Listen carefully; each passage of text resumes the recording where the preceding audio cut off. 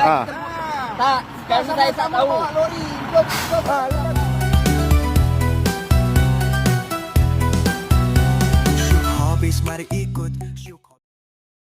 Tengah panas di atas jalan terus melayang penumbuk sampai berdarah muka berada lori ni kena belasah. Punca sebab jalan jam dan masing-masing tak sabar. Tapi wajar ke sampai nak guna kekerasan fizikal macam ni. Bila emosi mengatasi akal, isu kecil pun boleh jadi parah. Bawa lori ke bawa kereta ke ada batas jalan kena jaga. Kalau ada silap, tegur elok. Bila dah naik tangan, sendiri juga yang rugi bila polis masuk campur. Korang rasa patut ke tindakan panas barat macam ni? Cuba korang komen.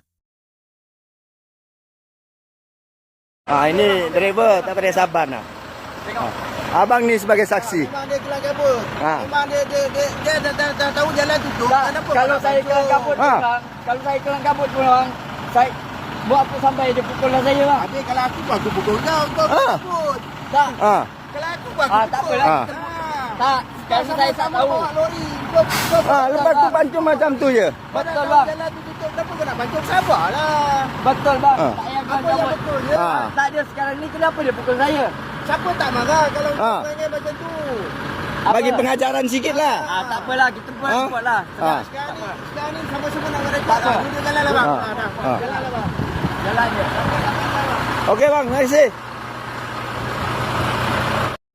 Syuk Hobbies gembira kongsi tiada takut. Syuk Hobbies suka kongsi sepanjang hari. Inilah Syuk Hobbies YouTube channel.